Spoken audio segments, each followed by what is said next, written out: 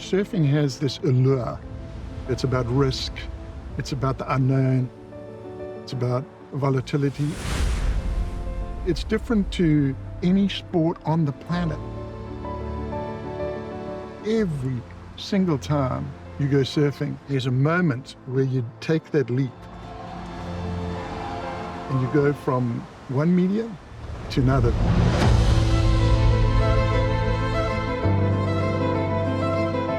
From your heart racing to wondering if you're going to make it, that whole experience has happened in like a matter of 10 seconds. Sometimes you just see that wall of water. It's so powerful. That wave that you're riding traveled thousands of miles. It's special energy, like the wave can choose you. It's way more than just a sport. It's an absolute love story between humans and Earth.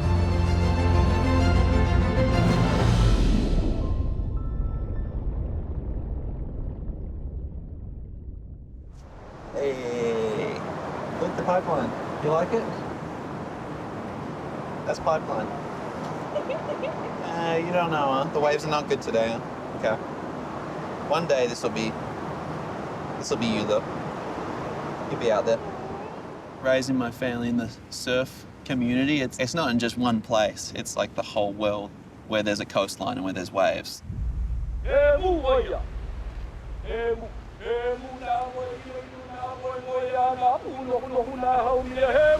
Surfing to Native Hawaiians is kind of like a way of life and also kind of like a rite of passage.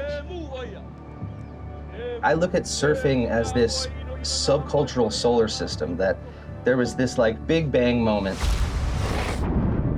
No one really knows where and when someone stood up on a wave on a piece of wood, and then it became the sport of kings and queens.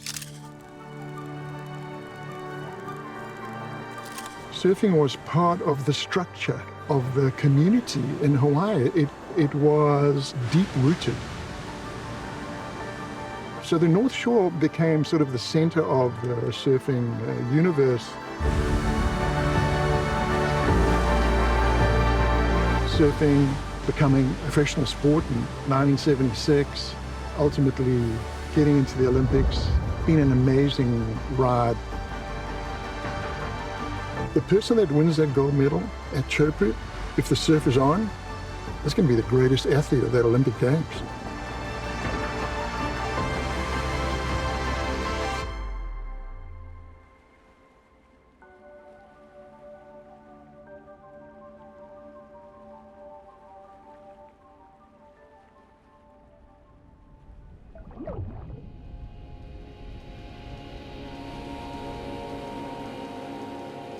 What is true to surfing about the Olympics is it does bring together this like international community around a common passion.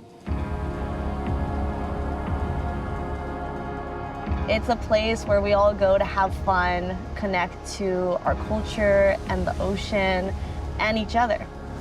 Yeah, I feel super lucky. It's so special to me. And I've also really learned how to be proud of these. Surfing brings everybody together because it's just pure, I feel like. People don't even speak the same language sometimes, but they surf together. Maybe people talk through the ocean. Everyone looks out for each other like that. And that's a special thing about just kind of having that small community. Both Jack and John have been raised by this international village that have watched them blossom into these men that they are.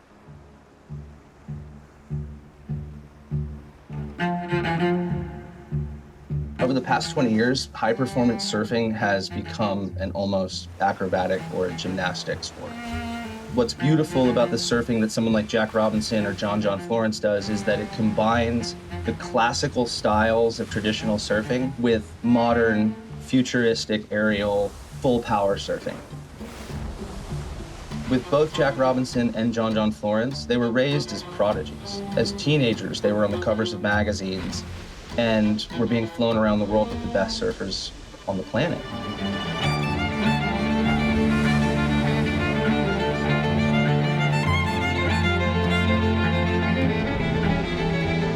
People put a lot of expectations, and when you're like a prodigy or whatever it is, I don't think the pressure will ever stop either. It's always going to be there.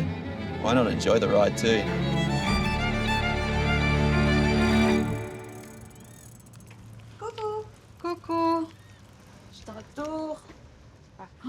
Ah, je regardais des photos, trop mignon.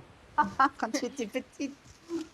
And Mama was a super mama, taking us to all the competitions, all my friends. We had the smallest car, we took all the surfboards. But me, I don't like big waves. I am scared. I'm more scared than her. I never dreamed of the Olympics, but in my little notebooks, I would be writing, I want to be a professional surfer. The women were only just finding the precipice of what's possible for the way that we move with waves. There's a lot of young girls that are pushing the limits, especially in wave of consequences. For years, women didn't get to surf at Waves of Consequence on tour. They didn't get heats at Pipe and they didn't get heats in Tahiti. I feel lucky to be in that position with where the women surfing is right now.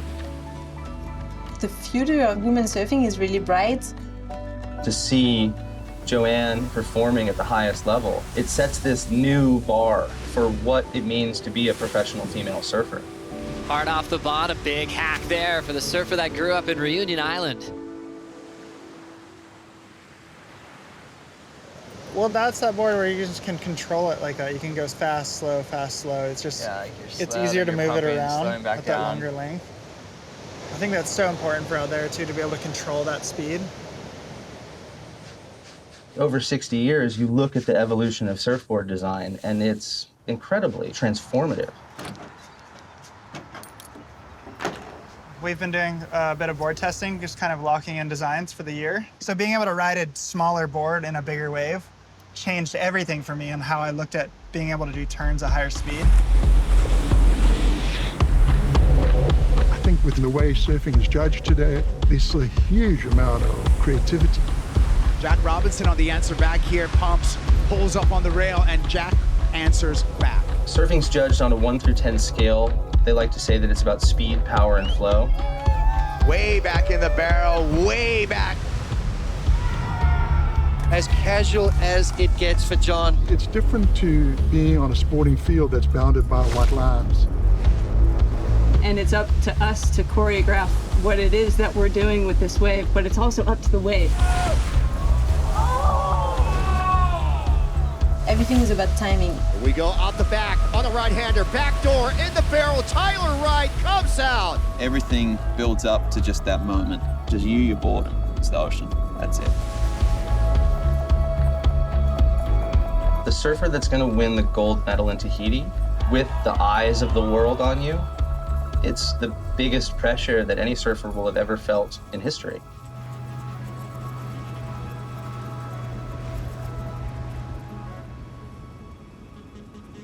Tahiti's been a proving ground when it comes to waves of consequence, which is the measure by which a surfer is tested. When the best surfers in the world are at the most challenging waves in the world, you better believe that they're scared.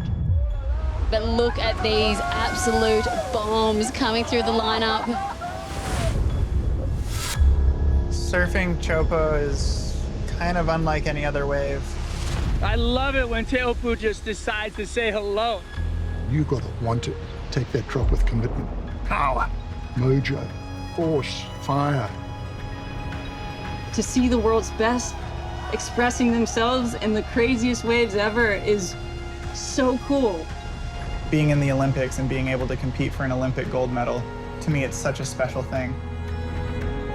And the Olympics is just giving us that long-term vision. I'm carrying the flag on my shoulders, and there's the Olympics, but it's almost bigger than the Olympics. It's like a celebration of our sport.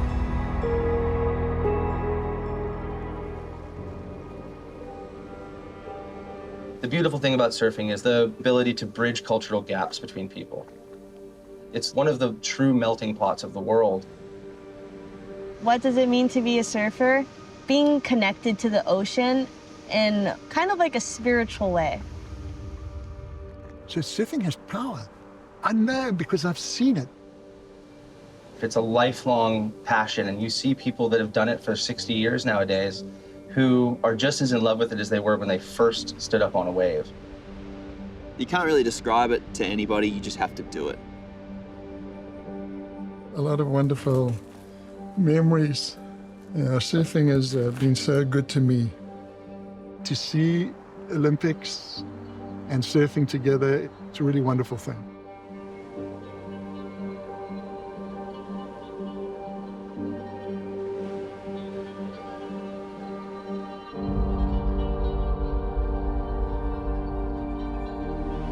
For as long as we've been in the water, wave sliding has been a way of life. A sacred practice, passed down for generations, that harnesses Earth's energy. A culture that's not only survived, but gotten stronger. There were no lifeguards, film crews, or fans, and no prize money on the line, just pride. The simple act has created a ripple effect, and the progress has empowered those who dare to dance on mountains made of water all over the world. This summer, surfing's best will come back to where it all started, the proving grounds of the Polynesian South Pacific, and paddle out for glory, not just for themselves, but for their countries and those who came before them. Because in a way, we're still riding the same wave.